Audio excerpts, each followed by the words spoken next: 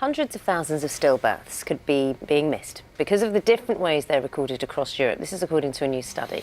In the UK, a stillbirth is registered after 24 weeks, but the World Health Organization only collects data on babies born after 28 weeks of pregnancy.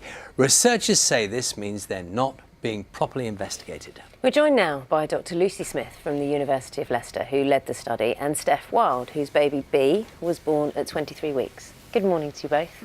Morning. It's really interesting, actually, the statistics and the way they're recorded. Tell us about why it's so important when you lost B at 23 weeks and 4 days, I think it was, why it's so important that this was recorded as a birth and not a miscarriage in terms of the law as well. Well, we got absolutely no acknowledgement that B ever existed. I've got no birth certificate, no death certificate. I was just saying to Lucy before, the only acknowledgement I've actually got that she ever existed is a cremation certificate, and that is the only thing that I've got that actually says she ever existed. And the work you do now, and you were very keen actually for us to show a picture of B, which we have, and we'll show our audience now. This is B shortly after she was born. You're very keen now. You work with people to educate, including other midwives. You're a midwife. About how it feels, how to treat people who aren't necessarily recognised in the system. What do you do? So I set up a charity in January called Beyond B Charity, and so now I go across the UK speaking to health professionals and students about how to deliver care appropriately, because I was lucky in that I got the majority of my care was amazing, and I got time with B, but a lot of professionals don't have that experience or don't have the exposure and really scared to actually be around babies that have died. And obviously we don't talk about it, and it's quite a daunting thing, and people don't understand that taking photographs of your baby that has died is a normal thing to do, but at the end of the day she looked like any other baby. She looked asleep, she's not offensive, she doesn't look abnormal, she's just a baby that's sleeping really. And that was the biggest thing for me, that we still got memories of her despite her not having lived. And it was very recent as well. It was November, wasn't it? Yeah. So, I mean, thank you for coming on and talking to us about it. I mean, it's so important to hear that personal side of the story, isn't it? Dr. Smith, why do you think the discrepancy exists between how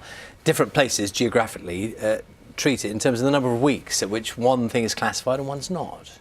It's very difficult. I mean, for parents who, in the UK, we register stillbirths from 24 weeks and babies born before that who die before or during pregnancy, as Steph said, don't receive any birth or death certificate. And so their experience may be very different to somebody whose baby is still born after 24 weeks. What we're trying to do is actually report stillbirths as early as possible so that we can start to understand the causes of why that might occur. If we don't register and report them, then we don't have the information to try and understand how we could put in interventions. And just in terms of that number of weeks timeline, what do you think should be the appropriate point at which a stillbirth should be recorded as such? Well, the more information we have, the better from any gestation. But it's important that when we're comparing between countries, that we're comparing the same data. And if countries are reporting babies in different ways, then that can bias the results we see, and we may get inappropriate comparisons. So the 28 weeks was taken by the World Health Organization as a way of making sure that all the data is consistent between countries, and so differences we know are real. But we're saying that a lot of countries in Europe now report stillbirths as early as 22 weeks or earlier, and we can reliably start to get a feel for how many stillbirths are occurring at that stage of pregnancy. We can start to acknowledge the losses of parents like Steph and thousands. There's an edge of compassion that's being missed here, isn't there, in the terms of 23 weeks and 4 days was the age of B, and yet it's classed as a miscarriage, and it's not recorded.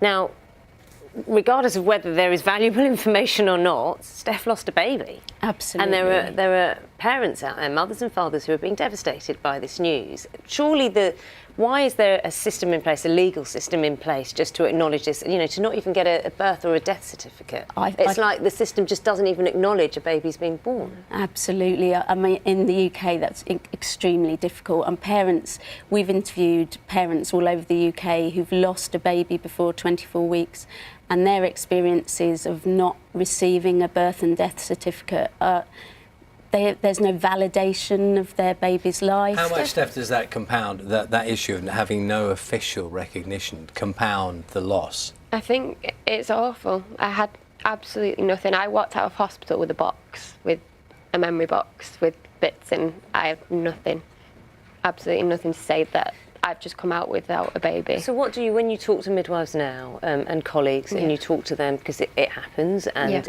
women and families, parents are going through this, how do you change the language around that? So you refer to the baby as the baby's name. The key words, not using the word like fetus, miscarriage. It's a baby.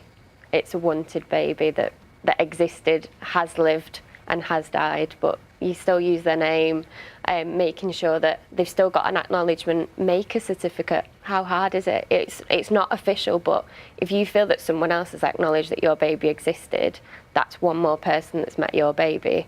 And think how few people actually ever meet your baby, and if they've acknowledged them, that makes them a person. Thank you so much for coming. B was your baby, so thank you very much for coming and talking to us through today. Doctor, thank you as well. Thank you.